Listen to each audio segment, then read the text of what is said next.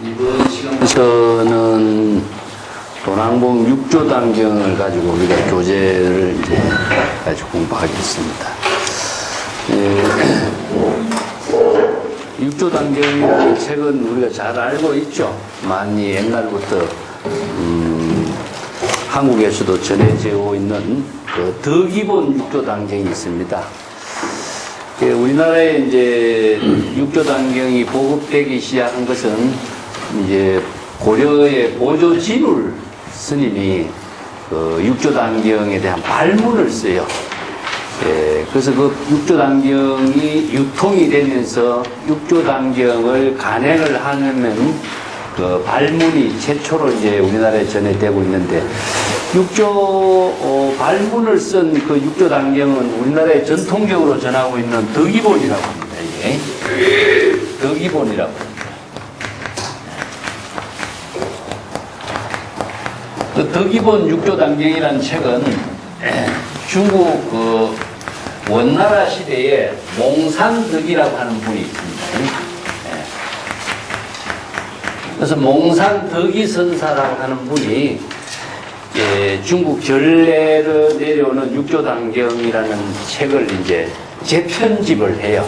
그래서 이제 덕이본 6조단경이라고 하는데, 그 이전에 이제 6조단경이 몇 가지가 있었지만은 그 덕이본 6조단경이 일반화되니까 그것이 우리나라에서도 고려시대부터 이제 그 전례가 되었습니다만은, 그 도낭본 6조단경, 이 책, 우리가 지금 보고 있는 도낭본 6조단경은 금세기 초에 이제 새로 발견됐어요.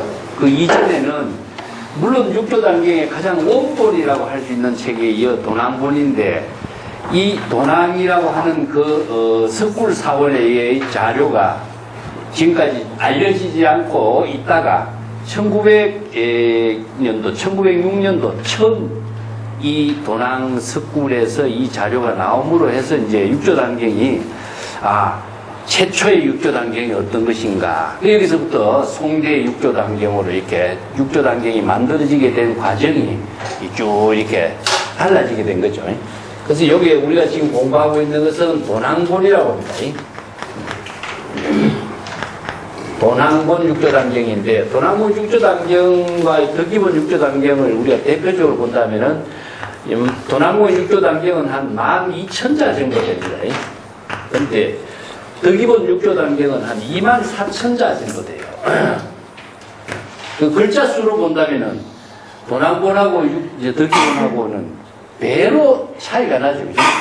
그래서 덕이 맨 처음에는 이제 6조단경의 원본이라고 할 수 있습니다.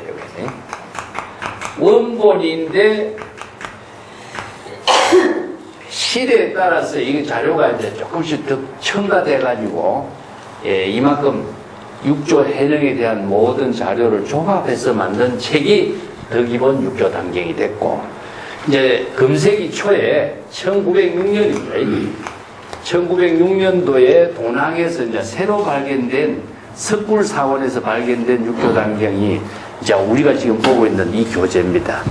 그래서 이 교재에 대해서 서지학적으로는 이제 많은 지금 연구가 이루어지고 있는데, 11쪽 한번 보실까요?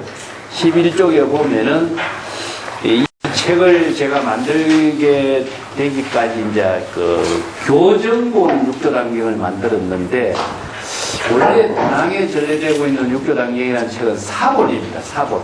이게 처음에는 뭐랄까, 활자본, 목판본이라는 활자본의 책이 만들어지기 전에 중국의 경전이 전부 다 사본을 통해서 전래됐어요. 번역을 해가지고 인쇄술이 발전되지 않았기 때문에 옛날에 이제 중국의 경전을 번역하면은, 글씨를 잘 쓰는 사람들이 많이 동원해가지고 필사본을 만듭니다. 그래서 이제 경전 하나를 만들면은 글씨 잘 쓰는 사람들이 모여서 글씨만 쭉 사경을 해서 그걸 책으로 엮어서 전국에 이제 유포를 하고 하는 그런 과정이었는데, 그 6조단경 이 책도 당대에 만들어졌기 때문에 사실상 이제 사본으로 만들었죠. 그래서 우리가 인쇄술이 발전된 것은 이제 북송시대라고 그럽니다. 북송시대. 이게 900년 이후죠. 900년도 말기 이후부터 이제 이루는데, 그래서 북송시대부터 중국에서 이제 목판 인쇄술이 만들어지는데, 그 도낭에 있던 자료는 이 목판 인쇄술이 만들어지기 이전의 자료들이에요. 그러니까 이 도낭에 전해지고 있는 자료는 전부 다 필사본으로 이루어져 있습니다. 필사본으로 이루어진 자료다 보니까 그 글자가 베껴 쓰는 글자도 있지만은 우리가 지금 글을 베껴 쓰다 보면은 오자가 생길 수가 있고 또 음이 같으면은 자기가 잘 생각나는 글자로 써버린 경우도 있거든요. 그래서 이제 도낭본 육조단경이라는 책이 여러 가지 몇 가지가 종류가 있지만은 이 글자가 출입이 여기는 글자가 이렇게 돼 있고 저기는 글자가 이렇게 되고 많이 틀려요. 그래서 이 자료를 바르게 이해하기 위해서 많은 노력을 해봤는데 거기에 11쪽에 한번 보실까요? 대표적인 자료는 무엇이냐면은 교정본 육조단경이 이제 본항던 박물관 소장이라는 책이 있어요. 이 자료가 이제 지금까지 좋은 자료로 알려졌고 또 대형 박물관이라고 하는 그 자료가 있죠. 거기에 이제 S5475 이런 번호가 붙었죠. 이거는 이제 대형 박물관이라는 곳은 이제 스테인이라고 하는 사람이 중국에 와가지고 이제 탐험을 와가지고 도낭에 이런 자료가 나왔다 하니까 세계 각국에 서양의 학자들이 동양의 이런 고대 유물을 찾아서 탐험을 와서 중국에 있는 사람들에게 이것을 사가지고 영국으로 가져간 거예요. 그래서 이제 영국의 대형 박물관에 소장되어 있습니다. 그 스테인이라고 하는 사람이 소장하고 있는 도낭 자료 목록이에요. 그래서 S5475 이렇게 S로 나가고 있습니다. 근데 또 프랑스에서 페리오라고 하는 사람이요. 또 중국에 와고 도낭에 새로운 보물이 막 도낭 석굴에서 발견됐다 해서 페리오라는 사람이 가지고 간 자료는 이제 프랑스 박물관에 있어요. 그래서 이제 그걸 P로 나갑니다. 페리오라 P 스타크남북에서 쭉 나가는 번호를 붙이고 있고 또 중국의 이제 북경대학교에 소장되어 있는 그 3번 을본이라고 있죠. 그죠? 요거는 이제 북 8024번으로 되어 있죠. 근데 여기 북이라는 것은요, 천자문에 의한 겁니다. 중국에서 도서 목록은 전부 다 하늘, 천, 따지, 천자문에 의해가지고 도서 목록 순서를 다 정해버려요. 이제 우리는 1권, 2권, 3권이 아니라 중국에서는 하늘, 천, 따지, 천지, 현황으로 쭉 1권, 2권, 3권을 정해버려요. 그래서 여기도 도서 목록을 그렇게 정하고 있습니다. 그래서 도낭이라고 하는 자료에서 발견된 육조단경이라는 뜻인데, 도낭이라고 하는 데서부터 이 자료가 발견되면서 중국의 고대의 모든 문헌, 불교 문헌뿐만 아니고 역사 문헌이라든가 여러 가지 문헌이 다 등장했어요. 그래서 세계 각국의 언어, 그 당시에 교류가 되고 있던 산스크리트라든가 고대 언어들도 여기서 많이 발견돼가지고 본황학이라고 하는 새로운 분야가 만들어지기 시작합니다. 그래서 1906년도에 이제 도낭 막고굴이라고 하는 석굴 사원이 있죠, 그죠? 도낭 석굴에서 발견된 자료인데, 도낭 석굴 사원이 전부 다 굴을 파가지고 석굴 사원을 했으니까 엄청난 석굴이 있는데, 거기가 명사산이라고 합니다. 명사산.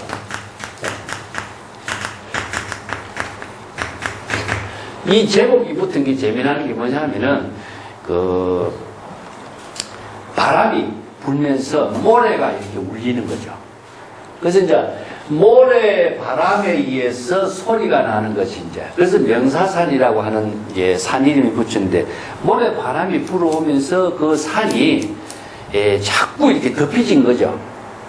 그래서 이제 거기가 사람이 살기가 황폐한 곳이 되고, 옛날에는 실크로드의 가장 중심적인 도시였는데, 모래 때문에 사람들이 살기가 어려워지니까 거기에서 거주지를 떠나게 되는 거죠. 그래서 성녀들도 거기를 떠나면서 그 사원 안에 있는 모든 자료들을 가지고는 갈 수가 없으니까 거기에서 떠나가면서 사원 안에 있는 경전이라든가 모든 자료 문헌들을 16번째 동굴, 16번째 동굴이라고 하는데 이제 순서를 정한 거죠, 동굴을. 요게 이제 장경동이라고 그래요. 경전을 소장하고 있는 동굴이다. 장경동이라고. 그래서 16번째 동굴, 석굴 안에다가 그 도낭에 있는 모든 자료들을 가능한 한 모아가지고 거기에다가 전부 다 촉차고 재두고 마지막으로 떠나간 사람이 벽에 문에다가 벽을 이렇게 만들어버렸어요. 그래서 벽을 딱 쳐버리니까 그 안에 석굴, 사원이, 동굴이 있는 줄 몰랐죠. 근데 이제 청나라 말기에 1906년도에 왕도사라고 하는 도사가 있었습니다. 이 도사라고 하는 것은 도교의 수행자를 말합니다. 도교의 수행자, 왕도사라는 사람이 청나라 말기에 이제 군인으로 있다가 제대하고 나서 떠돌이 생활하다가 도사가 되었어요. 그래서 이제 도낭에 들어간 겁니다. 그래서 도낭에 텅텅 비어 있으니까 그 도낭 석굴을 자기의 이제 거주처럼 살고 지내다가 어느 날 뭐 이렇게 소문인데 어느 설이 정확한지는 모르지만은 담배를 피우니까 담배 연기가 이렇게 벽으로 쑥 이렇게 빨려 들어가는 그런 이제 것을 났겠다. 그래서 이제 벽을 치보니까 아니 벽이 텅 비어 있는 거죠. 그래서 이제 손으로 이렇게 밀어보니까 벽이 무너지기 시작한 겁니다. 그래서 거기가 이제 벽이 무너지면서 그 안에 동굴 안에는 막 경전이 산더미처럼 꽉 쌓여 있는 거죠. 그래서 이 사람이 그걸 발견해가지고 이 자료를 문헌을 전부 다 두루마리로 된 문헌을 가지고 이걸 가지고 이제 사람들에게 알리기도 하고 이걸 가지고 팔았어요. 뭐랄까 이제 고문서를 사러 다니는 사람들이 이게 이제 티베트에서부터 시작해서 그 월남이라든가 중앙아시아 지역의 탐험대가 이제 유럽에서부터 베트남에서부터 쭉 끝이 올라가면서 고대 이제 문물을 유적을 조사하는 탐험대들이 그 소문을 들은 거죠. 그래서 왕도사가 물건을 이렇게 하나하나 이제 팔아서 조금씩 용돈을 벌었었는데 이것이 이제 옛날에 지금까지도 보지 못했던 문헌들이었다. 이게 소문이 알려지면서 세계 각국의 탐험대에 있는 사람들이 이 도낭에다가 이제 주목을 한 거죠. 그래서 영국의 스테인 그 탐험대, 프랑스의 에디오라고 하는 탐험대, 그 소련의 레닌그라드에서 이루어진 탐험대, 일본의 오다니 탐험대, 세계에 유명한 4개의 탐험대의 사람들이 국가에서 지원을 받아가지고 도낭을 연구하는 도낭 자료의 수집에 나선 겁니다. 그래서 스테인이라는 사람이 여기에 들어가서 이제 왕도사에게 돈을 좀 주고 내 그 자료 좀 조사 좀 할 수 있게 달라. 그 안에 들어가서 이제 촛불을 켜놓고 참, 그건 외부 사람들이 한문 어떻게 그래 하는지 몰라. 그래서 자료에 필요한 자료를 모아가지고 자기네들이 자기 나름대로 조금 가치가 있는 것이라고 생각하는 자료를 모아가지고 엄청나게 박스에 싣고가지고 배로 영국으로 가져가 버립니다. 근데 베리오라는 사람은 또 이제 왕도사에게 조금 더 코미션을 주고 또 조사를 시작해서 자기네들이 또 필요한 자료를 또 엄청나게 갖고 우리나라에서 왕원천표국전이 있죠, 그죠? 해초에 왕원천표국전이 여기서 나왔는데 베리오라고 하는 분이 프랑스로 가져간 거예요. 지금 프랑스에 있어요. 그 원본의 자료는. 그래서 그 자료가 프랑스로 가져가서 거기에서 도낭 자료, 귀중한 자료가 세계 학계에 소개되면서부터 해초에 왕원천표국전도 알려지게 된 겁니다. 그래서 6조 단경도 거기지만 거기에서 엄청난 자료가 나와요. 경전도 많이 나오고 6조 단경도 몇 가지가 나오고 뭐 대부분의 경전이 많은데 중국의 이제 역사 문헌도 많이 나왔죠. 그래서 이제 가장 많이 귀중한 자료를 갖고 간 나라가 어디냐 하면은 에리오, 프랑스, 그 다음에 스페인, 영국입니다. 여기서 다 가져가고 나머지 이제 뒤에 후발주자로 동참한 나라가 어디냐면은 소련 레닌그라드에서 이제 박물관에서 출발해요. 그 사람들이 좀 가져가고 일본에 이제 오단이라고 대국 대학입니다. 그 이제 일본의 오다니 대학이라고 하는 교토에 유명한 대학이 있어요. 거기 이제 불교 종립에서 세운 대학인데 오다니 탐험대가 유명합니다. 여기에서 돈을 투자해가지고 도난 자료를 가져가서 오다니 대학에 지금 소장이 돼 있어요. 그래서 이제 중국 사람이 볼 적에 우리나라 보배를 외국 사람들이 와서 이게 돈을 주고 이렇게 다 도망 가져가잖아요. 그래서 이제 북경에서 청나라 말기죠. 청나라 말기에 이성탁이라고 하는 사람이 있습니다. 네. 그 이성탁이라고 하는 사람이 관리. 예. 이분이 이제 왕의 명령, 황제의 명령을 받았고 우리 귀중한 국가의 재산을 외국인들이 다 갖고 도망가니까 그걸 가서 가져오너라. 근데 북경에서 도난까지 거리가 얼마나 됩니까? 그 지금 철도가 있는 것도 아니고 그 마차를 갖고 움직여야 되니까. 그래 이제 도난에 가서 그 외국인들이 다 가져가고 알짜배기 좋은 것은 다 풀려먹은 거죠. 가치 있는 것은 다 팔려나가고 그러고 개인적으로도 중국 사람들이 이걸 팔아먹고 그래서 나머지 자료를 싹 끌어모아 가지고 북경으로 가져가는데 가져가는 도중에 이석탁이라는 사람이 전부 조사를 하는 거죠. 그래서 가치 있는 건 또 팔아먹어요. 그래서 북경까지 가져가서 남은 것이 무엇이냐면 도난급여록이라고 하는 유명한 이름을 붙입니다. 예, 책 제목을 재미나게 붙여요. 그래서 이제 영국에 갔으면 스테인에 붙이고 프랑스는 P라고 이제 번호를 붙이고 소련은 레닌그라드라고 붙이고 일본은 이제 오다니 탐험대에서 이렇게 번호를 붙이는데 일본은 몇 개 못 가져갔죠. 그래서 도낭에 있는 보물을 도둑놈들이 다 훔쳐 가져가고 남은 것 이런 의미입니다. 여기서 도낭의 보배를 이제 스페인, 영국, 뭐 프랑스 이런 데서 도둑이 다 훔쳐가지고 남은 목록이라는 뜻으로 도낭급여록이라는 목록을 만들어요. 이게 지금 북경에 있습니다. 네, 북경대학에 지금 있죠. 그래서 이제 세계 각국에 도낭의 문헌이 흩어졌는데 도낭의 귀중한 자료가 너무나 많은데 이래서는 안 되겠다. 그래서 이제 세계의 모든 도낭학자들이 모여가지고 도낭의 모든 목록을 자료를 세계에 제공하자 해서 이걸 만들었어요. 그래서 도낭의 자료를 영인도 하고 제가 일본에 있을 적에는 이게 이제 귀중한 자료를 그 마이크로필름이라든가 이 사진을 찍어가지고 이걸 이렇게 봤어요. 제가 논문을 쓸 적에는 그렇게 봤는데 이제는 이게 공유가 돼가지고 뭐 전부 다 알려졌죠. 전부 다 어디서라도 검색을 할 수 있을 정도가 되어 있습니다.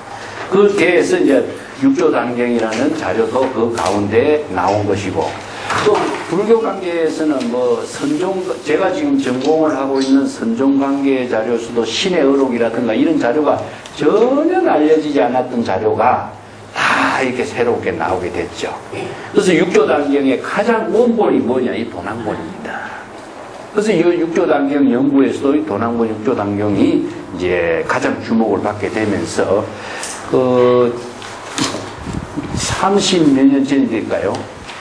세계 육조단경 학회가 대만 물광사에서 했었습니다. 나도 그때 참석해서 발표를 했었습니다만은 그만큼 육조단경은 선연구의 새로운 하나의 경전의 형태를 두고 있습니다. 이제 육조단경이라는 책, 근데 경이라는 이름이 붙었죠, 그죠? 이건 뭐냐 하면은 선성의 어록의 형태인데도 불구하고 경이라는 이름이 붙었어요. 이것이 이제 지니고 있는 그 권위랄까. 그런데 큰 의미를 두고 있습니다. 그래서 도낭에서 발견된 육조단경하고 지금 우리가 지금 전래된 그 더 기본 육조단경하고 자료면으로서는 엄청나게 많은 분량이 차이가 있습니다. 그래서 이것은 후대에 모든 자료를 막 전부 다 모아가지고 종합한 것이 도난본, 덕기본이고, 이 도난본은 육조단경의 원초의 모습을 그대로 전하고 있습니다. 그래서 처음 육조단경이 만들어진 그 모든 성격이 순수하게 공부할 수 있다 하는 점에 도난본 육조단경에 주목을 하는 거죠. 네. 지금 11쪽에 보면은 제가 지금 교정을 하면서 원본으로 삼은 것은요, 여기 도낭현 박물관, 이 자료는 이제 도낭현 지역에 보관하고 있습니다. 이게 요게 이제 원래 북경으로 가져가기 전에 귀중한 자료가 이렇게 개별적으로 이렇게 팔아먹은 거예요. 그러다 보니까 이제 자료들이 막 여기저기 흩어져 있는데, 요게 지금 현재 도낭에서 발견된 자료 가운데는 가장 좋은 자료예요. 그리고 갑본으로 이제 대형 박물관에 소장되어 있는 이 자료가 최초로 가장 먼저 알려졌어요. 그래서 이제 우리나라에서 이제 이 자료에 주목한 사람이 누구냐면 구한 말에 이 자료를 가지고 우리나라에서 이건 뭐 활자본으로 만들어 가지고 소개가 돼 가지고 알려졌는데, 그 성철스님도 사실상 이 자료를 가지고 성철스님이 도난본 육조단경을 만들었어요. 근데 이 자료는 글자가 너무나 오자가 많고 탈자가 많고 알아보기 힘들어요. 그래서 이제 완전한 자료로 보기는 어렵습니다. 그리고 을본이라고 하는 이 부분은 북경대학에 소장되어 있는데, 이건 완전한 것이 아니기 때문에 이거는 이제 참조로 할 수 있는 자료입니다.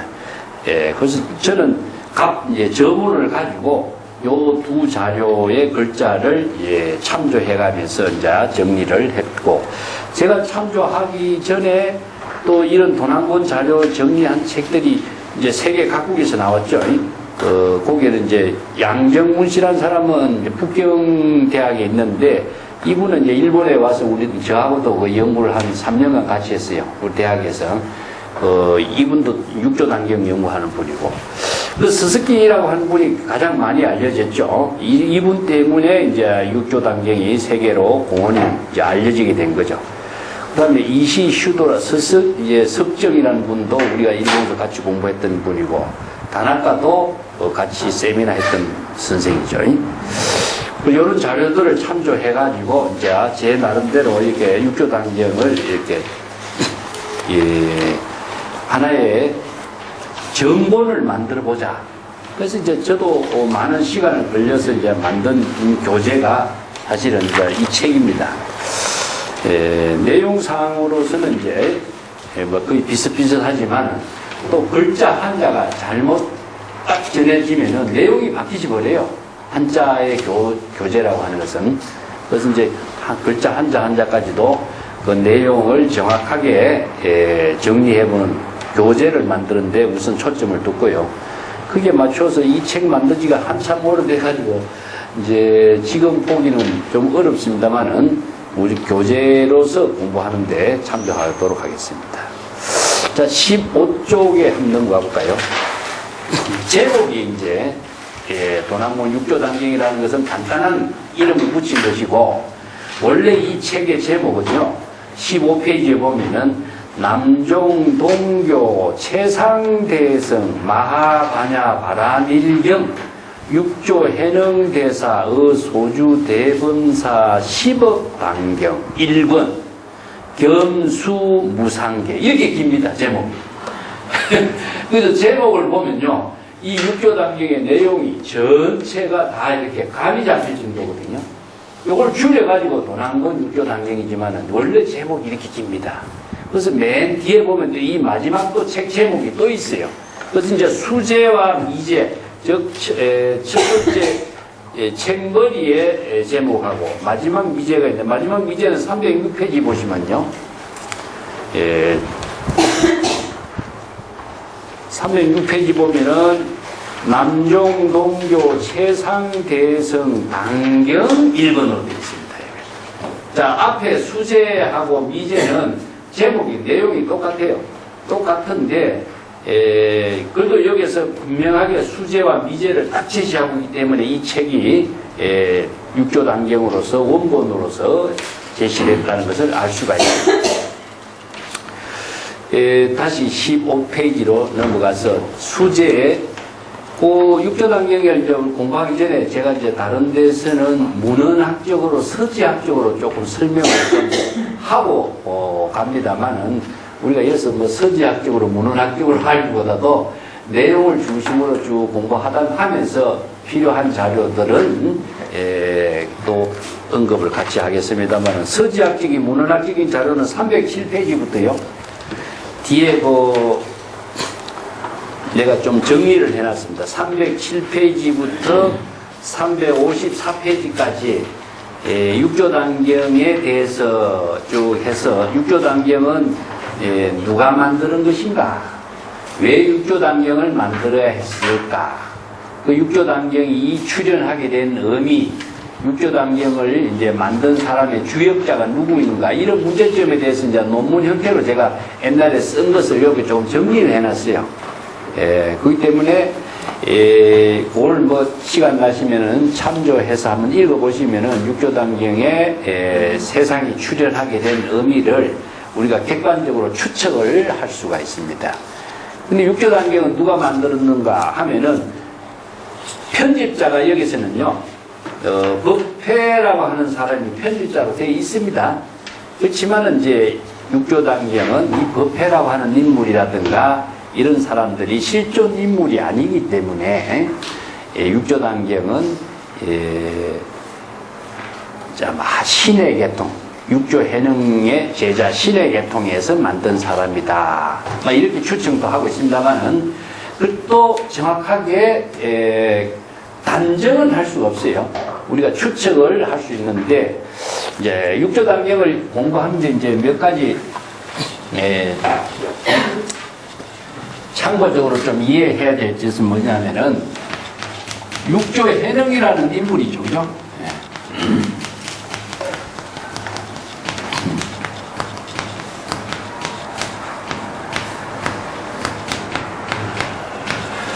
육조해능이라는 인물이 원래 육조라고 하는 이름이 조사에 지가 붙은 것은 아닙니다.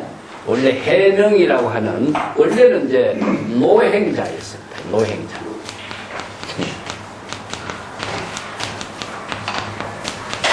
노행자가 이제 스승 오조 홍인선사를 만나면서 5조의 법을 이어서 6조의 해능이 되었다. 이런 이야기가 이제 육조단경에 처음에 나오는데 그 6조 해능이라는 인물은 중국 선불교에서 조사상으로서의 큰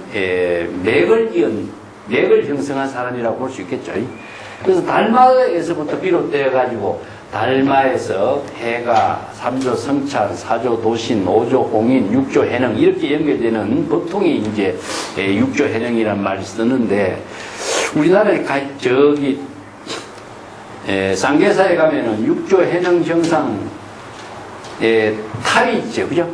가보셨습니까? 쌍계사에 가면은 6조 해능 정상탑이 있습니다. 6조 해능의 머리를 봉안한 탑이란 뜻이죠. 그 정상탑이 있어요. 거기에 보면은 추사의 글씨가 세계일화 조정유ገብ이라는 글씨가 있습니다.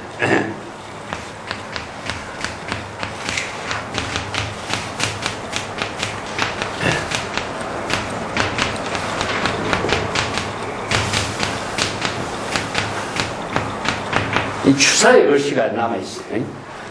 세계일화를 보시냐면 세존입니다. 세존이 영화미소죠. 그죠? 가설에게 연꽃을 들어 보이면서 가설이 미소를 지어가지고 이심전심으로 법을 전한 이야기가 세계일화. 그래서 이제, 불법의 세계가 꽃 한 송이를 가지고 이 세계의 광명을 비추게 된 인연이 이루어졌죠. 그 다음에 요거 이제 조종은 무엇이냐면은 달마에서부터 6조 해능에까지 전래된 선법의 종지죠. 선법의 종지가 유격 6 이파리까지 육조에까지 전래됐다. 이런 의미를 이제 조종유ገብ이라고 씁니다. 그래서 유겹, 일화계 오엽, 결과 자연성이라는 말을 써요. 그래서 이제 전법계에서 쓰는데, 그건 이제 오조 홍인대사가 육조 해능에게 법을 전하고 또 달마가 법을 전하면서 전법계를 쓰는데 일화계 오엽이라는 꽃을 많이 씁니다. 네.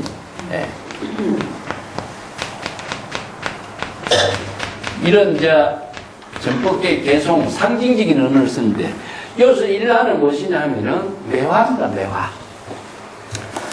매화의 이파리가 5잎인가 봐요. 그래서 이제 한 꽃이 피면은 잎이 5잎이다. 그래서 그게 달마에서부터 5이파리가 피면은 6이파리, 6조 해능에까지 전래되죠. 그죠? 전부 다 이렇게 상징적인 언어를 가지고 선의 전법을 이렇게 쭉 이제 제시하고 있습니다. 그래서 이제 6조 해능이라는 인물이 여기서 이제 중심의 인물이고 또 해능의 제자 신해라는 인물이 있습니다. 하택신해.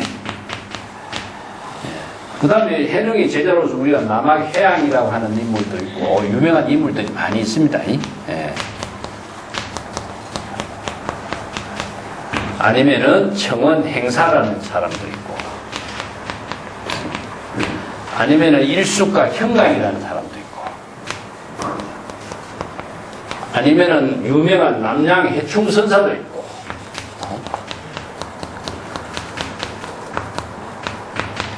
그래서 해능의 제자 가운데 신해 말고도 우리가 가장 잘 알고 있는 사람이 누구냐?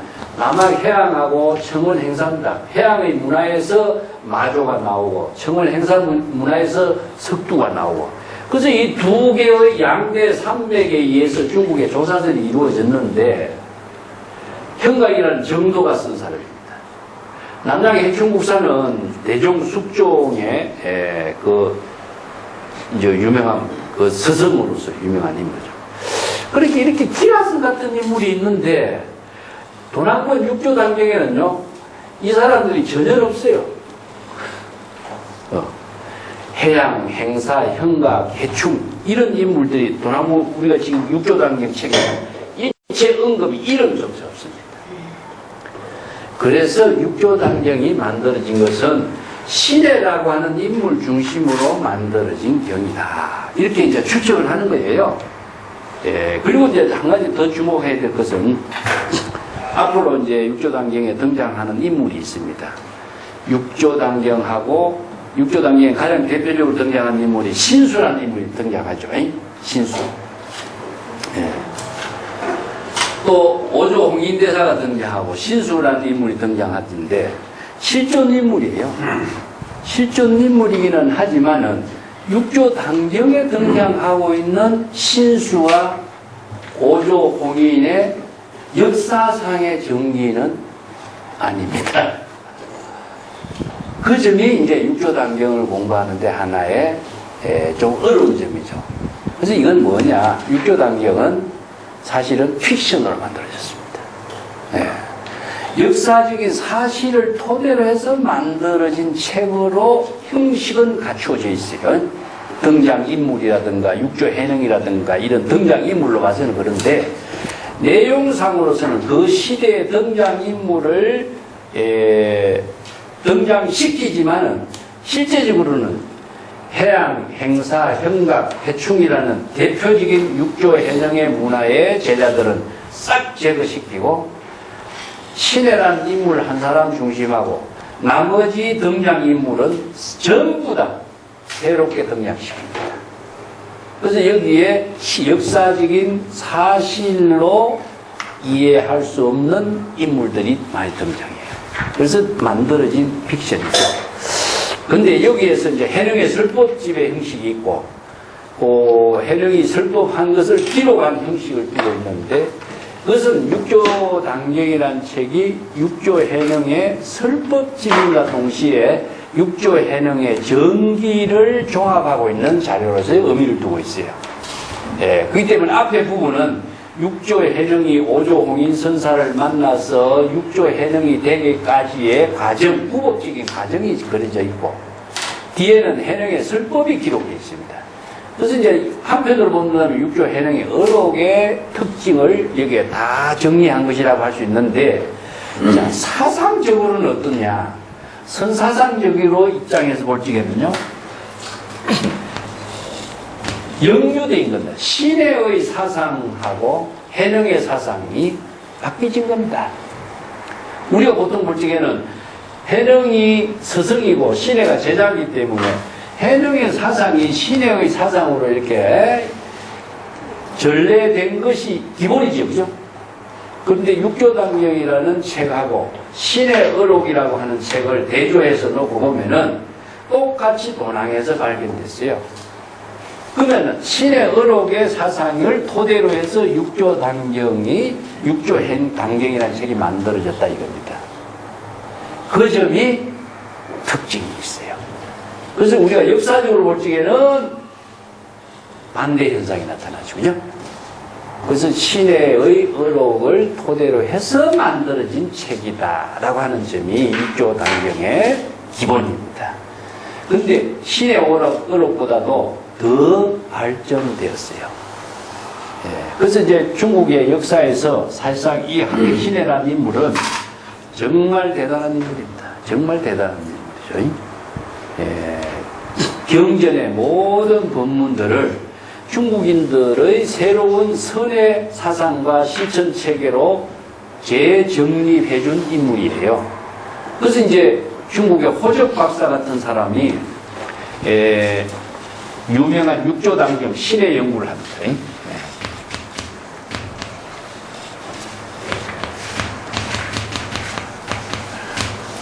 그 호적이라고 하는 사람은 이제 우리 돌아가신 지가 한참 됐지만은 일본의 그 스스키라고 하는 사람하고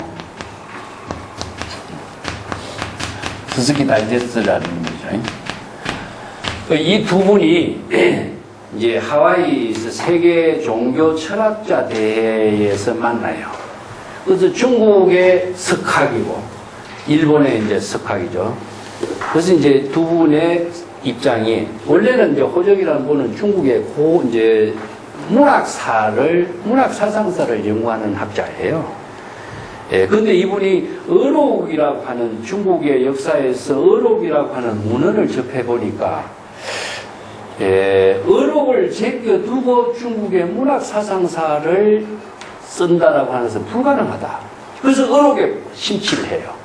그때 이제 도낭에서 이런 자료들이 나오니까 신의 어록에다가 자기가 평생을 쏟아버려요. 그래서 신의 어록하고 육조당경 이런 연구를 하면서 세계의 학자들이 이제 하와이에서 두 사람들이 이제 발표를 하면서 만나는데 사상이 조금 다른 거예요. 하나는 무엇이냐면은 그 이제 역사학자들의 입장에서 볼 적에는 여기는 사상사를 중심으로 하다 보니까 사상과 역사가 나오죠. 그죠? 스스키는 체험 중심입니다. 체험과 경험 중심이죠. 이제 선체험과 선경험 중심으로 신의 어록이라든가 어록을 공부를 하고 발표를 하는데 호적 박사는 역사 중심과 사상사 중심의 연구를 했어요. 그러다 보니까 두 사람이 부딪힌 거예요. 예. 당신이 경험 중심으로 이렇게 철학적인 연구를 한다고 해도 경험 중심 그 자체는 역사상의 토대를 두고 있어야 되는 것이지 경험 혼자 그렇게 주장하는 것은 거의 의미가 없다. 예. 그래서 이제 두 사람의 사상과 경험, 학문적인 충돌이 생기는 거죠. 그래서 요즘에는 이 두 가지를 다시 이제 새롭게 종합하는 선의 역사, 선의 체험을 같이 해서 왜냐하면 역사적인 토대 위에 체험이 이루어진 거죠. 이게 시간과 공간 위에 산 사람에 의해서 그런 선의 체험이 이루어진 것이지 시간과 공간을 떠나서 체험이 이루어지는 건 아니잖아요. 그래서 깨달음의 경지는 시간과 공간을 초월했지만 깨달음의 경지를 이룬 사람의 입장에서는 시간과 공간 속에 이루어지거든요. 그래서 이 문제를 가지고 새로운 시대를 열어준 사람의 역할이 이루어져요. 그래서 이제 이분들이 이런 도난 자료를 가지고 새롭게 연구를 하면서 새로운 이제 선사상의 연구에도 토대를 제게 말입니다. 지금까지는 이제 뭐 어록을 읽고 공부하면 그것이 전부였는데 이제는 객관성이 없다.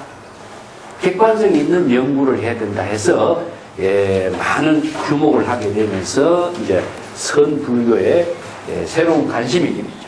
그래서 신의 연구에 대단한 역할을 했습니다. 그래서 이제 호적 박사가 신을 어떻게 평가했느냐? 신은 선악의 건립자다. 선악의 건립자다. 중국의 역사에서 선학이라고 하는 새로운 시대의 사상 체계를 건립한 사람은 하택 신해다. 그 신해라는 인물은 정말 대단한 인물이죠. 그래서 이제 우리가 육조단경을 제가 이제 공부하면서도 제가 관련된 부분은 같이 신의 어록을 가지고 같이 여기에 역주도 해놨고 또 관련된 자료를 이해를 돕기 위해서 또 같이 설명도 하겠습니다만은 그 경전에서 설하고 있는 여러 가지 법문들을 중국 사람들은요 이것을 선의 세계로서 새롭게 재정립시켜줘요. 이 경전이 엄청나게 많은 양인데 엄청나게 많은 양들을 소화를 시켜가지고 공부하기보다도 경전의 에센스만을 뽑습니다. 에센스만을 핵심만을 뽑아가지고 이것을 선의 실천 사상 체계로서 재정립시키면서 선성들의 어록이라든가 선의 법문을 새롭게 정리해주죠. 그 대표적인 역할을 해준 사람이 신의 어록이었고 그걸 토대로 해서 이제 육조단경이라는 책을 만들게 됐는데 신의 어록이 육조단경으로 재편된 것은 뭐냐? 신의라는 인물이 자기 스승을 평생 모셔요. 자기 스승을 육조 해능으로 모신 사람이 하택 신해요. 그러면 그 이전에 육조는 누구냐? 북종의 신수였습니다. 그래서 북종의 신수가 오조 홍인의 정법을 이은 육조로서 대접을 받고 있으니까 하택 신해라는 사람이 뭐야? 자기 스승을 무시하고 신수라는 사람을 육조로 모신다니까 이게 자기가 참을 수가 없다. 그래서 자기가 낙양에 들어가요. 낙양에 들어가서 왕궁 귀족들 뭐 있는 사람들에게 선법을 새로운 남종의 동교의 선법을 펼칩니다. 그래서 북종은 정교의 선법을 펼쳐요. 그래서 동교와 정교가 나누어지는데 정교와 동교의 차이는 내가 이제 우리가 이 제목부터 이제 공부를 하면서 그 이제 정리가 돼 나가야 돼요. 그래서 북종의 정교는 불교의 전통적인 선법이에요. 근데 이제 남종의 동교의 법문은 초발심시가 바로 정강이란 말이 나오죠. 그죠? 이제 동교의 법입니다. 그래서 동교의 법을 중심으로 해서 선의 새로운 실천 철학 체계를 제시해요. 그러면서 북종선의 중심으로 됐던 정교의 법문들을 비판을 해요. 그게 선풍적인 인기를 끌죠. 왕궁 귀족들로. 그래서 왕궁 귀족들과 많은 사람들이 관료들이 이제 하택 신해를 지원하면서 하택사라고 하는 사찰에서 신해가 역할을 했는데 북종선을 지원했던 귀족들이 북종선의 모든 기반을 둔 사람들이 하택 신해를 대중을 모은 대중을 이렇게 뭐 선동해서 모으고 했다고 하는 집회를 많이 한 사람을 왜 요즘도 뭐는 그런 그 처벌받죠. 그걸 명분을 세워가지고 귀양을 보내요. 그래서 낙양에서 역할을 못하게 하고 귀양살이를 하게 돼요. 그런데도 왕유라고 하는 사람이 있죠. 유명한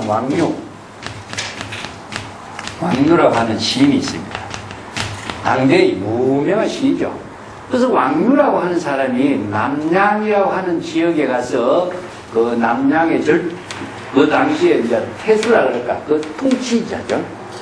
그래서 그 지역에 통치하는 왕유가 하택 신해와 만나요. 그래서 이제 왕유도 불교의 왕마희대입니다. 왕마희대라는 인물이. 왕마희대라고 하는 별명을 붙이고 자기 호를 붙이고. 우리가 유마경 공부했을 적에 마힐은 누구죠? 유마힐이죠. 그죠? 자기가 유마의 후신이다. 이런 거사였어요. 그래서 이제 중국에서 왕마힐 또 송대에 내려오면은 소동파 이런 사람들이 자신이 유마의, 우리나라에서 추사가 또 유마의 후신이다 할 정도로 자임한 사람이죠. 그래서 왕마일이라고 하는 사람이 불교에 굉장히 깊이 있고, 이분이 이제 하택신해가 주장하고 있는 성법에 매료를 해. 정말 당신 대단한 견기를 이룬 선생이다. 그래서 이제 왕유가 신해와 친해지면서 신해가 내가 우리 스승의 비문을 지어야 되겠는데 당신 비문을 지어주시오. 그래서 왕유에게 비문을 지은 것이 육조해능선사 비문이라는 자료가 나옵니다. 그래서 육조해능에 대한 최초의 비문이 만들어져요. 그 비문이 육조해능의 정기자료로서는 최초입니다. 이제 이런 관계를 통해서 육조해능과 왕유와 신해와 남종 동교의 법문이 중국에 새롭게 이제 역사성을 갖게 된 시대를 열어갑니다. 이제 북종선의 선사상이 뛰어나고 새로운 시대를 이끌어가는 선사상으로 발전했다면은 왕유라든가 신해라든가 이런 남종의 동교의 선이 자리 잡을 이유가 없어요. 이게 뭐냐면 끊임없이 새로운 시대를 이끌어가는 선사상으로 발전하는 남종선이 등장하면서 북종선이 저절로 이제 힘을 잃어가는 거죠. 그래서 이제 북종선이 자치를 갖추고 남종선의 육조해능의 동교의 선 법문이 중국의 새로운 선사상으로 자리를 내게 해요. 그 대표적인 역할을 한 사람이 신해입니다. 근데 이제 신해가 자기 스승을 잘 모시고 육조해능이라고 모셔놨는데 육조해능의 법문을 전하는 자료가 사실상 없어요.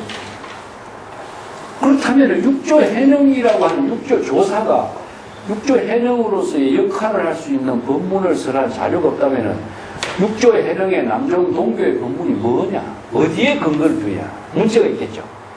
그래서 하택신의 어록을 중심으로 해서 육조해능의 법문집을 편찬한 것이 육조단경입니다.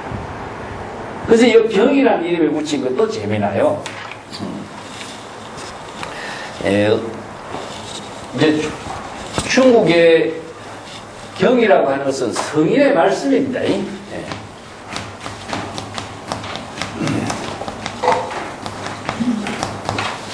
성인의 말씀을 기록한 것이 경이었어요.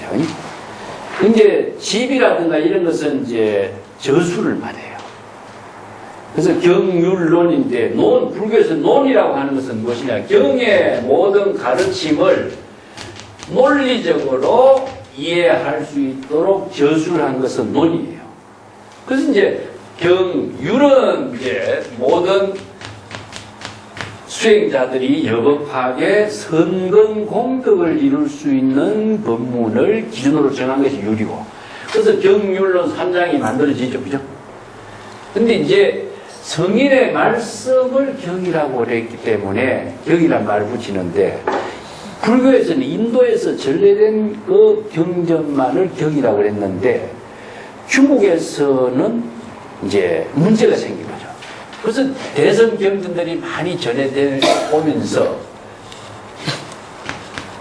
중국인들 입장에서 볼 적에 뭐가 보이냐 하면은 우리가 기대하고 있는 불교의 경전에 미흡한 점이 보인다. 그게 미흡한 점이 뭐냐 하면요, 중국인들은 충효 사상이 있는데 충효 사상에 현실적으로 가장 필요한 것이 충효 사상인데 충효 사상을 충족시킬 수 있는 경의 법문이 안 보이죠. 그래서 중국인들이 위경을 만들기 시작합니다. 위경은 사람이 만든 경이라는 뜻입니다.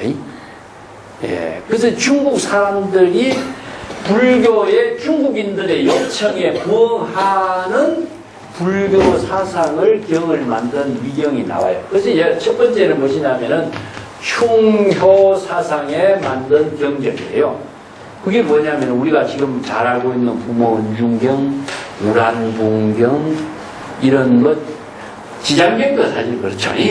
이렇게 점찰경, 그리고 두 번째는 뭐냐면 대성계를 설하는 대성불교인데 전부 다 소승계법만 전하고 있죠. 그래서 대성계법을 전하는 경이 이제 만들어진 것이 뭐냐, 대성계경이라고 하는 건데, 바로 이제 보살계경이 나오죠. 법망경, 보살계경, 점찰계경, 이런 계경을 만들죠. 그 다음에 세 번째는 무엇이냐면은 여러 가지 이제 뭐 수행자들이 해야 할 여러 경전이 이제 많이 있습니다. 계율계통의 경전도 있지만은, 설에서는 무엇이냐면은 우리가 잘 아는 원각경, 또 수능경, 그 다음에 뭐 법안경, 선문경, 선수행계통의 경, 이런 경전들이 대성불교의 사상운동과 함께 중국인들의 요청에 맞는 경이 이게 잘 보이지 않는 거죠. 그래서 대성경전이 너무나 방대하고 복잡하기 때문에 이러한 경전을 경전에 맞춰서 중국인들이 만들어요. 그래서 위경이라는 건데, 이 경은 어떤 위경의 특징이 무엇이냐면은 부처의 입을 빌립니다. 왜냐, 부처님의 말씀이라고 하는 그것을 토대로 두지 않으면 사람들이 누가 경이라고 받들고 경이라고 신뢰를 하고 경의 말씀이라고 부처님의 말씀이라고 믿지 않죠. 내가 이것을 아무리 잘 쓴다고 해도 내가 쓴다 하면은 사람들이 믿질 않아요. 그래서 이제 부처의 입, 부처의 원익, 부처님의 경전의 형식, 이것을 빌리는 겁니다. 그래서 위경은 경이라고 하는 이름을 붙여야 될 이유가 이런 경전 권위 부처님의 말씀이라는 것을 빌려야만이 이 경전으로서의 유통의 신뢰를 얻어요. 그래서 위경을 부득이하게 만드는 겁니다. 사실은 그런 능력을 갖춘 사람이 있는 경전이 얼마나 뛰어납니까? 그 원각경이라든가 수능경이라든가 이런 경전은 사실상 경전 가운데의 최고의 경전이에요. 그런데도 사람이 만들었다 하면은 쳐다보지도 않죠. 이게 부처님의 경 말씀이다 하니까. 우리가 지금 한국 불교, 중국 불교에서요, 수능경만큼 많이 본 경은 없어요. 다른 유마경, 금강경, 다른 대품 반야경, 법화경보다도 더 많이 있는 경이 뭡니까? 수능경이에요. 그만큼 경이 왜 이렇게 독창성을 갖게 되는 경이 유통이 됐느냐 하면은 대성불교 경전이 너무나 방대하고 복잡하고 다양하기 때문에 중국인들에게 속성에 맞는 경전이 필요한 거예요. 그런 경전이 중국인들에게 기호에 맞는 경을 만든 것이 위경이 되버리죠. 그래서 위경을 만들게 된 거죠. 그래서 육조단경도 해령의 설법이라고 하는 이름을 붙여놓고 경이란 말 붙여요. 그게 뭘까요? 이게 뭐냐면은 조사의 권위를 부처의 권위로 끌어올린 겁니다. 그래서 육조단경이라는 경은요, 단순한 선성의 어록이 아니다. 이것은 해령의 법문이지만은 부처님의 정법을 이어서 조사의 안목으로서 정법을 이은 설법의 경전이다. 그런 형태로서 육조 해령이 설하고 있는 단경이란 말씀입니다. 여기서 단이란 말이 나와요. 이 단이라는 말은요, 계단을 말합니다. 계단을.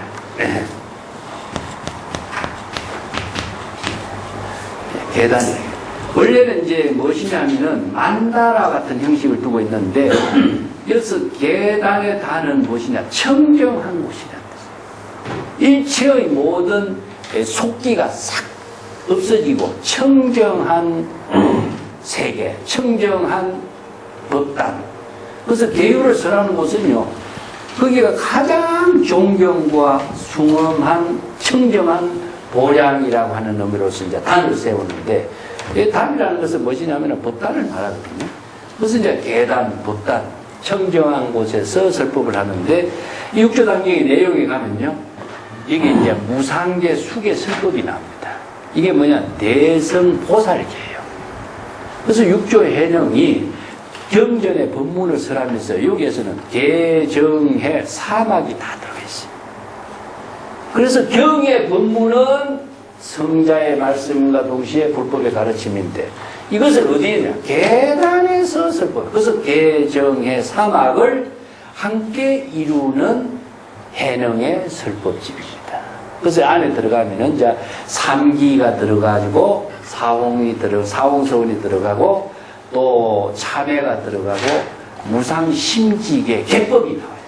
그래서 이 개법을 함께 이루는 법문이 이루어져요. 그래서 이제 개단이라고 이런 말을 씁니다. 그래서 단경이라는 말을 같이 쓰는 거죠. 그래서 이제 해능의 그 조사로서의 설법집임과 동시에 개정의 사막을 이루는 해능 남종동교의 법문이다. 그래서 핵심은 무엇이냐면은 남종동교라는 말이 나와요. 우리가 저 교재 15페이지 이제 보시면 제목이 나오죠. 제목 하나하나 가지고 다시 이제 제가 설명을 하겠습니다.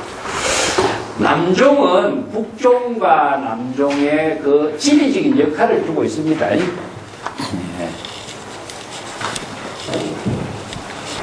원래 이제 양자강을 중심으로 해서 이루어져 있어요. 요게 장안이라고 하는 것이 있죠, 그죠? 장안을 요즘에 서안이라고 그러죠, 그죠? 낙양장안이라고 해요. 이제 낙양장안이라고 하는 곳이 옛날에 우리가 중국 가서 보니까 나 가까운 줄 알았거든요. 낙양하고 장안하고 사이가 중원이라 그러더라고요. 우리가 이제 옛날에 보면은 삼국지 같은 데 보면은 중원을 평정한다 이런 말을 쓰는데, 중원을 평정한다는 말이 뭔가 사실 잘 몰랐죠. 근데 낙양하고 장안 사이가 얼마큼 KTX를 타고 가니까 2시간이더라고요. 이게 우리나라에서 서울에서 부산까지 오는 거리죠. 그 거리가 뭐지? 전부 다 평야입니다. 그게 평야 곡창지대죠. 그러니까 옛날에 삼국지 같은 데서 중원을 평정한다 이렇게 하는 것은 이 곡창지대를 차지하고 있어야 군량 군사의 모든 것을 이렇게 지원해 줄 수 있는 확보가 된다는 이야기죠. 그만큼 여기가 중요한 지역인데, 나는 신수가 종려나무 가지로 엮은 가마를 타고 낙양장안 이경이라고 해요. 두 도시를 왕래하면서 왕공귀족에게 설법했다 그런 기록이 있는데, 가까운 줄 알았어요. 이렇게 먼 거리죠. 근데 중국에는 원래 당대에는 낙양장안이 중심이었어요. 근데 여기에 황매산이 여기 있습니다. 황매산. 황매산이 여기 있어요. 여기가 무엇이냐면은 오조 공인대사가 살아요. 그래서 황매산의 문화에서 신수라고 하는 인물하고 또 육조 해능이라는 인물이 여기에서 이제, 해능은 여기서 행자의 신분이고 신수는 여기서 교수사입니다. 그래서 이제 신수가 여기에서 95살의 나이로 낙양장안의 척천무에 초청을 받아가요. 여기 또 신수와 동문에 있는 해안국사라고 있는데, 해안국사는 125살까지 살아요. 그래서 해안국사하고 신수는 같은 고향 사람입니다. 근데 해안국사가 신수를 이제 그 고향에 도문사라고 하는 사자를 주지도 시키고 하는데, 두 사람이 똑같이 척천무에 초청을 받아고 낙양에 갑니다.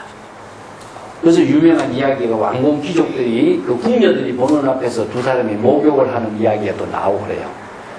그래서 이 두 분이 척천무의 절대적인 존경과 기회를 받으면서 왕공 귀족들에게 보살계 설하고 선법을 설하면서 산중의 선의 법문이 중앙에 진출합니다. 산중의 선불교가.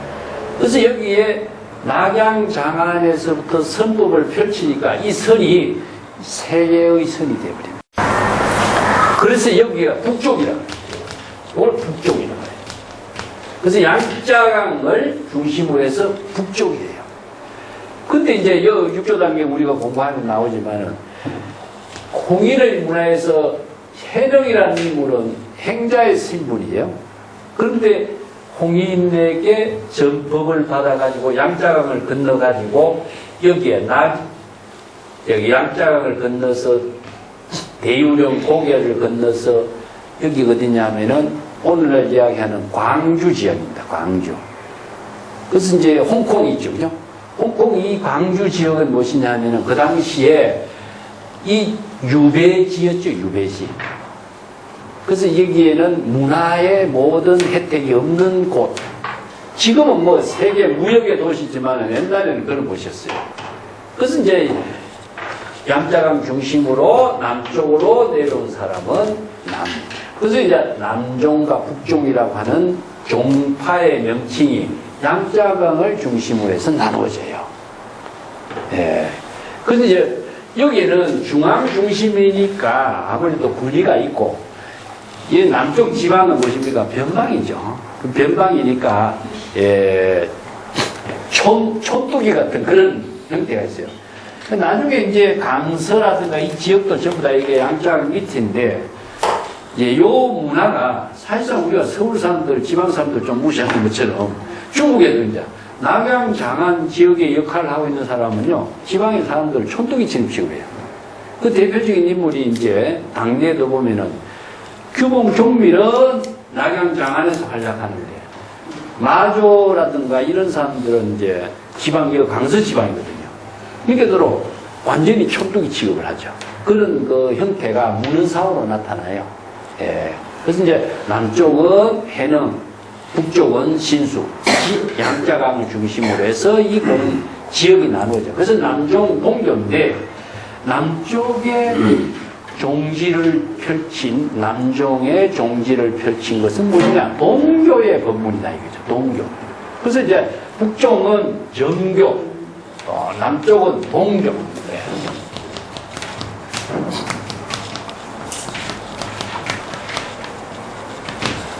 요 이제 동교, 요 차이가 나옵니다.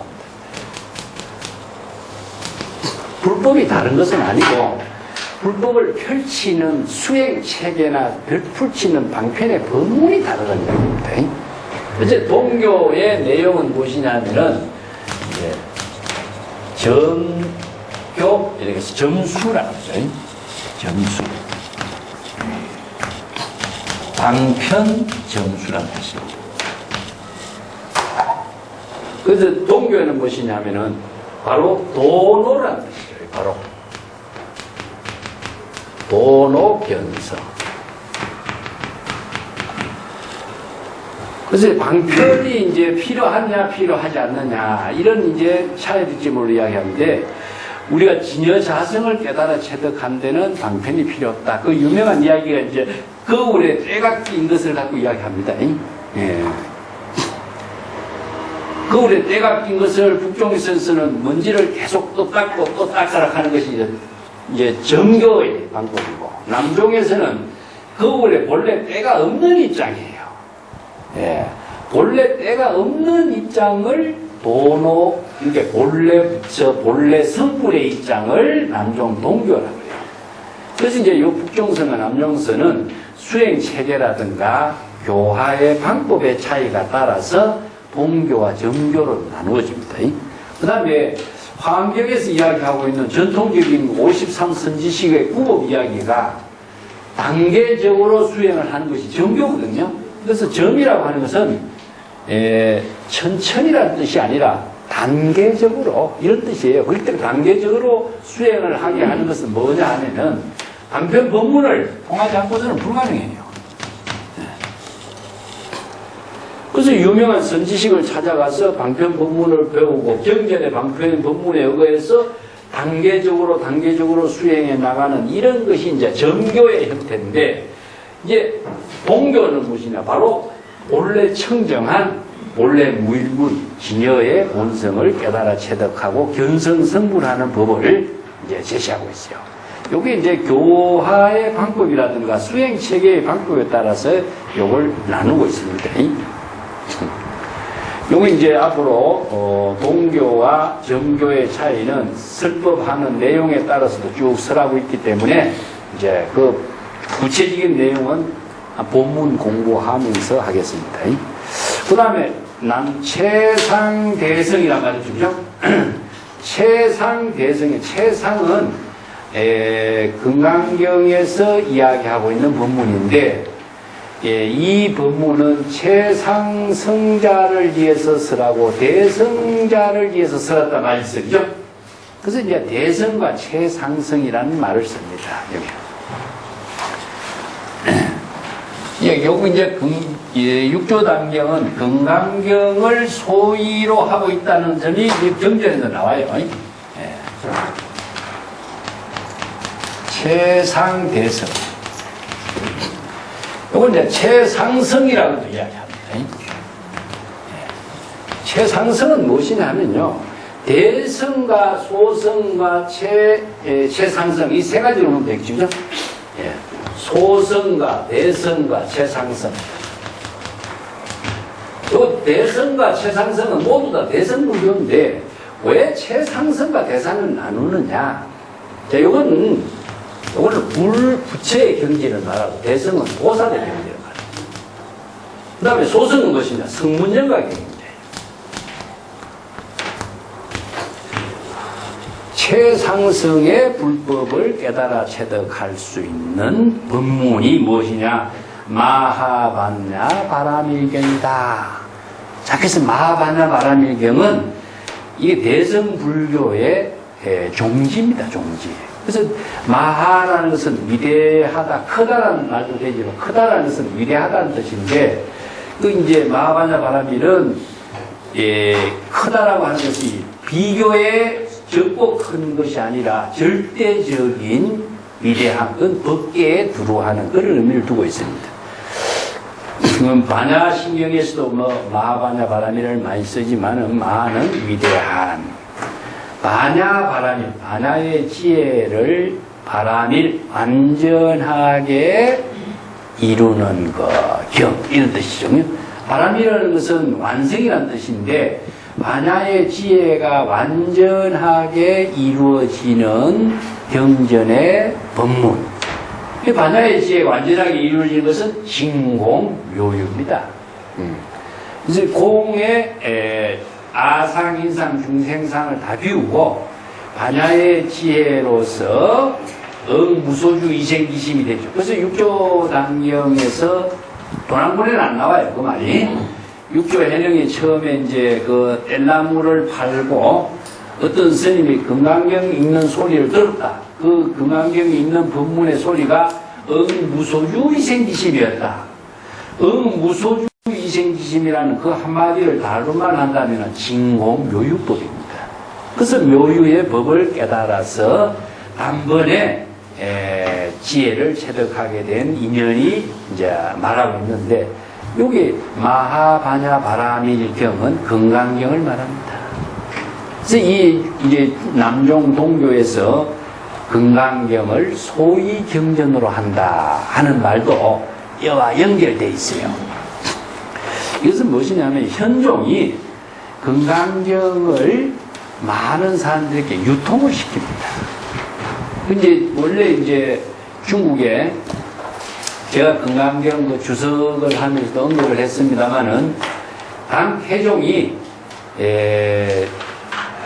현장 3장에게 금강경을 번역하고 또 금강경을 유통하는 이야기가 나오죠, 그죠?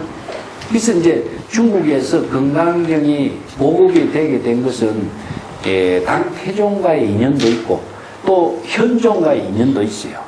그래서 이제 선종에서는 금강경이 반야의 지혜를 이루는 경전으로서는 대표적인 경전으로서 그렇게 길지도 않고 그래서 600권 반야경을 함께 다 공부한다는 것은 어렵지만은 금강경이라든가 이런 짧은 경을 가지고 반야의 지혜를 이루는 법문을 핵심을 그래서 금강경이 중국에 많이 유통이 됩니다. 그런 유통되는 그 시절 인연과 함께 중국 선종이 바로 반야바라밀의 법문을 설의 법문으로 펼쳐요. 그래서 여기에 최상대성이란 말도 금강경에서 쓰는 말입니다. 원래 이제 최상승경이란 말은 법화경에도 쓰고 있지만은 금강경에서 이 말을 써요. 그리고 마하반야바라밀경은 위대한 반야의 지혜로서 완전한 깨달음의 경지를 이루는 경, 이런 의미죠. 바라밀은 도피한 열반의 경지에 이르는 완전한 열반의 지혜를 이루는 경전의 법문. 이 경전의 법문이 육조 해능대사가, 자, 육조 해능은 북종에서 육조를 신수라고 했는데, 육조 해능으로 규정을 이룬 조사의 지위를 확립하게 된 사람은 누구냐? 바로 이제 하택신해가 스승을 육조 해능으로 확립했죠. 그래서 육조 해능 대사가 이제 다른 말로부터 6번째 조사라는 이야기입니다. 소주 대범사라고 하는 곳에서, 이 소주라고 하는 것이 무엇이냐면 이제 그건 지금 홍콩 광주 지역입니다. 광동성이죠. 소주 대범사라고 하는 곳에서, 근데 소주 대범사라고 하는 사찰이 사실은 역사적으로 우리가 근거가 있는 사찰이냐? 후대에는 이제 역사적으로 의미를 부여해서 이렇게 붙였지만은 그 당시에는 역사적으로 소주 대범사라고 하는 사찰은 사실은 없어요. 그래서 여기에 등장하고 있는 인물, 사찰, 지명, 그것이 실존 인물이지만은 여기에서는 무엇이냐? 당경의 등장의 인물로 이해해야 됩니다. 여기 육조 당경에 등장하는 인물을 신수나 오조홍인이나 이제 육조 해능을 실존 인물로 봐서는 안 돼요. 실존 인물이라고 하는 명칭만이 여기에서 쓰이는 겁니다. 내용은 전부 픽션으로 이루어진 거예요. 그런 사실을 잘못 이해한다면은 우리 이제 원효 소설을 읽으면 어떻습니까? 원효 소설상의 원효이지 원효 역사상의 원효는 아니잖아요. 그죠? 착각을 할 수가 있죠. 그죠? 근데 보통 우리가 원효 소설을 읽어보면은 원효 역사상의 원효로 이해해버려요. 이 점이 이제 무엇이냐? 오히려 조금 혼란이 있는 거죠. 삼국지를 읽으면은 삼국지라고 하는 역사의 책하고 삼국지 연의하고는 다르거든요. 근데 삼국지 소설을 읽고 삼국지 역사인 것이냐 우리는 인식해버리죠. 이런 문제가 있죠. 그죠?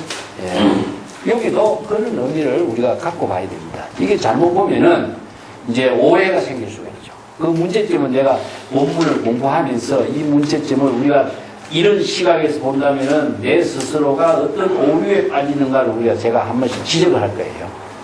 그래서 여기에 등장하는 인물은 실존 인물의 이름을 빌렸지만은 등장인물은 픽션입니다. 픽션으로서 등장하고 있다는 사실을 알아야 됩니다. 그래서 이 소주 대범사라고 하는 사찰도 사실상 역사상에 있는 사찰이다 아니다 이 관계할 거 없어요. 그냥 대범사에서 시법당경, 여기서 시는 뭐냐? 법보시죠. 시법은 법보시입니다. 법보시로서 여기서 설법을 통해서 법을 설한 법문을 베푼 것이 시법이니까, 그죠? 그 다음에 당경, 아까 이야기했지만은 계단에서 수계 설법과 함께 이 경전의 법문을 설한 겁니다.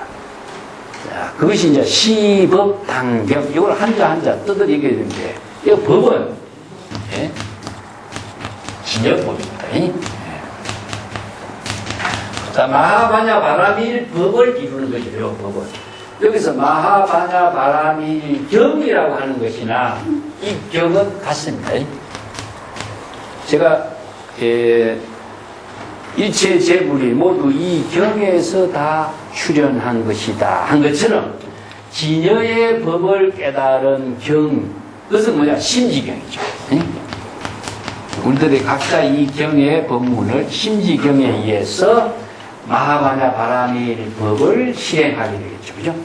그래서 여기 이 경의 법을 통해서 마하반야바라밀 법을 이루도록 하는 것, 그 법을 시법 했어요.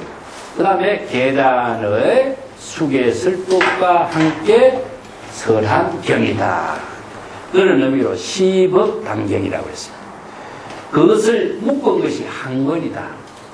한 권이라는 이제 책을 한 권으로 엮었다. 그것을 정리한 것이 한 권이다. 이런 의미로서 한 권이죠. 그래서 이걸 나중에 1권 번경이라고도 쓰지만 한 권, 여기서는 한 권인 책 한 권입니다. 예. 육조단경의 도낭에서 발견된 자료를 보니까요, 두루마리입니다, 두루마리. 우리가 지금 책을 이렇게, 한 군데 이렇게 엮은 거예요. 도낭의 모든 자료들이요, 전부 다 두루마리로 되어 있습니다. 그래서 쭉 사경을 해가지고 1권, 2권, 3권 이렇게 있고, 화엄경도 80권으로 번역되어 있지만은 전부 다 두루마리예요. 그래서 이제 한 권으로 정리된 것이다. 그 다음에 견수 무상계란 말이 있죠, 그죠? 요 아울러서 무상계 수계설법을 한 것이다. 이게 무상계가 나와요. 여기서 남종 동교에서 설하고 있는 보살계입니다. 보살계. 그래서 중국에서 이제 보살계 수계설법하고 이것이 합쳐졌어요. 예.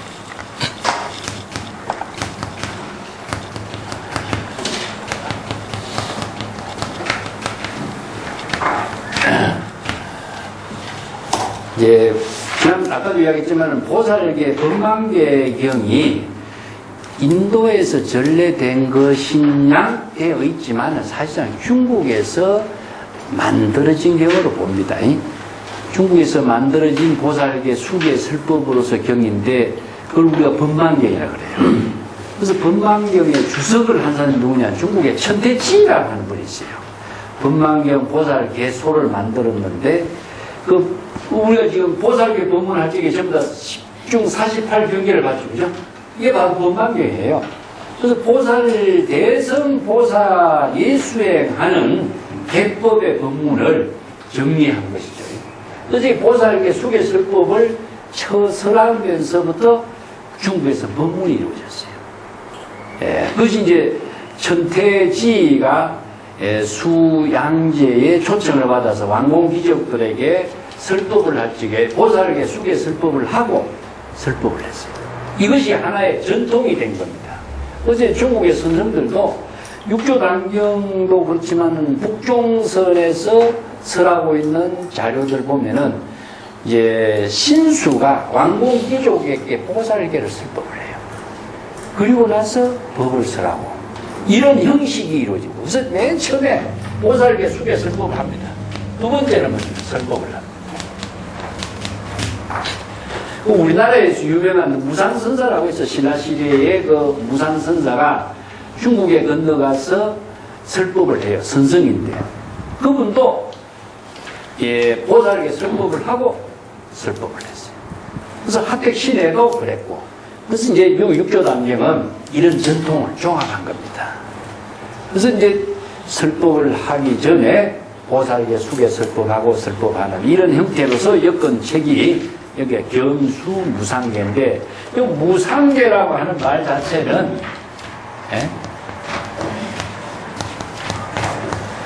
이걸 이제 무상심지계라고 합니다.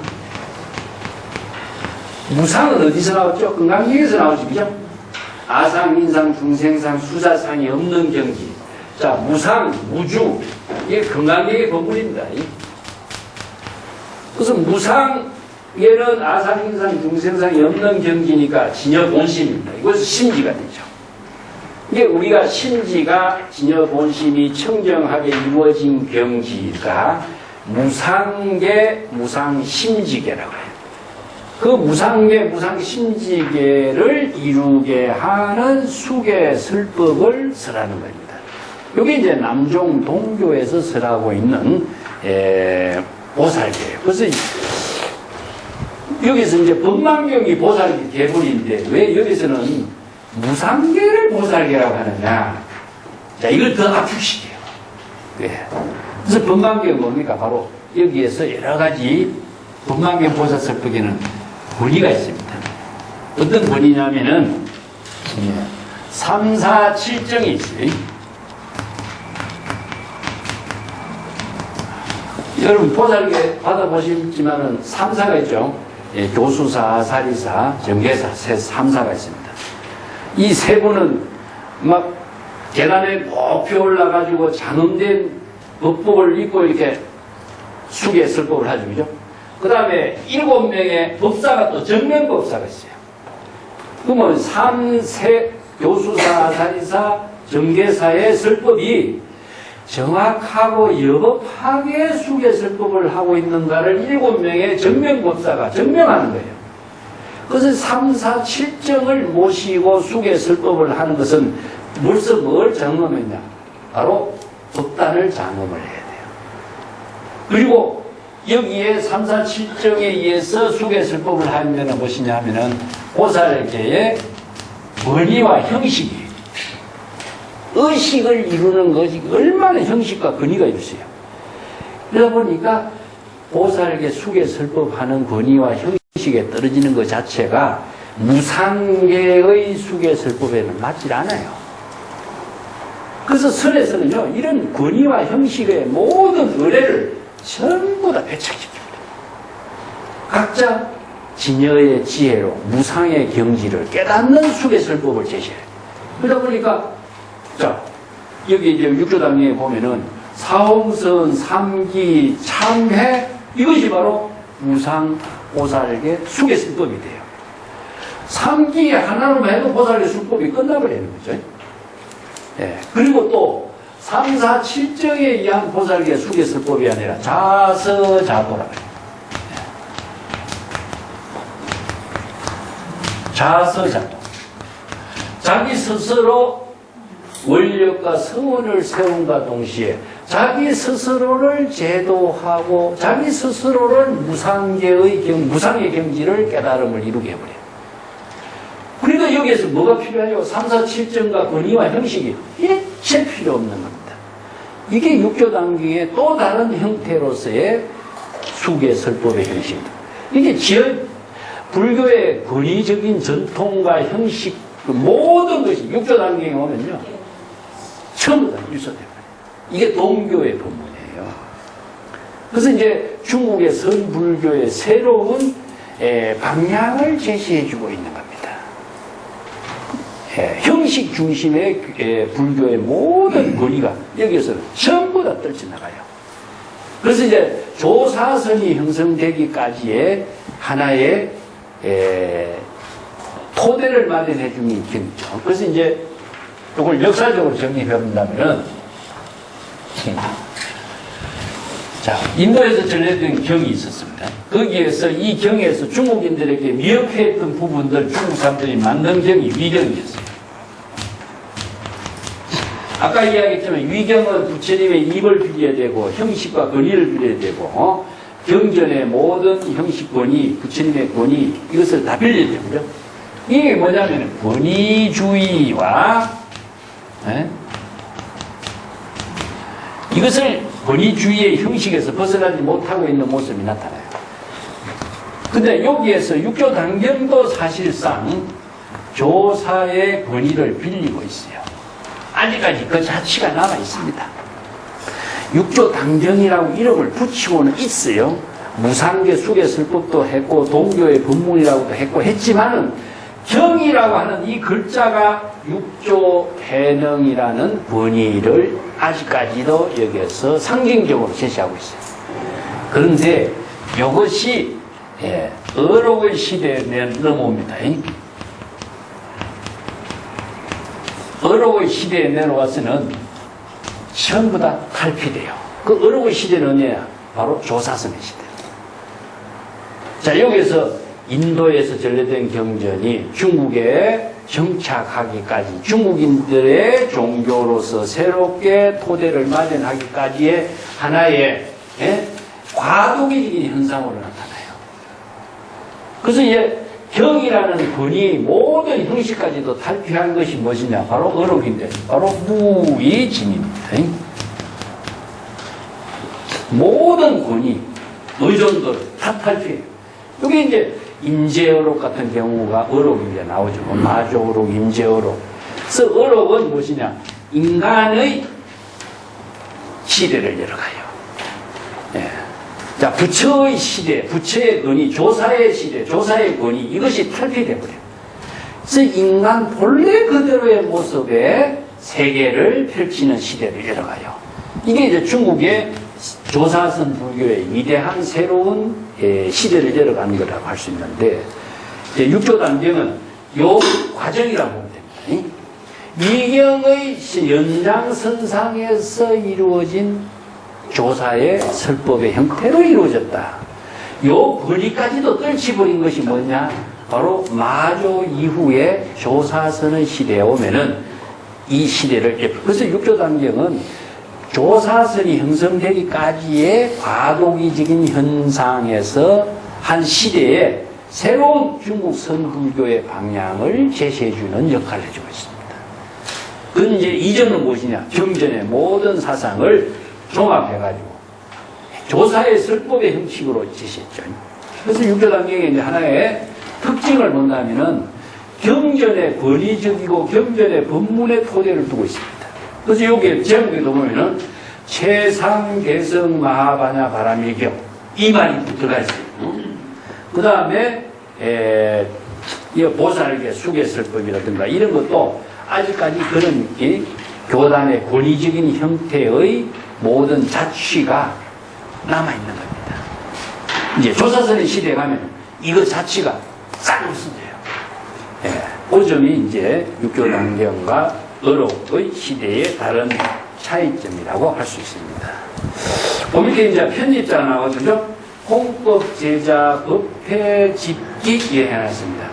여기서 이제 남종 동교 시법 단경이니까 해령의 설법을 널리 펼치는 제자로서 법회라고 하는 사람이 집기 모아가지고 기록했다.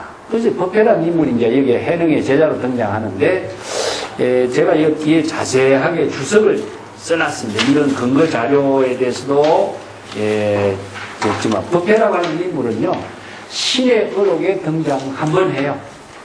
근데 전혀 알 수는 없는 인물이에요. 그리고 법회라는 인물이 역사상으로, 어떻게 살았느냐는 알 수가 없습니다. 근데 여기에 법회라는 인물을 등장시킨 의미는 신의 어록에 등장하고 있는 인물이기 때문에 여기에다가 법회라는 인물을 등장시켰다라고 보는 거죠.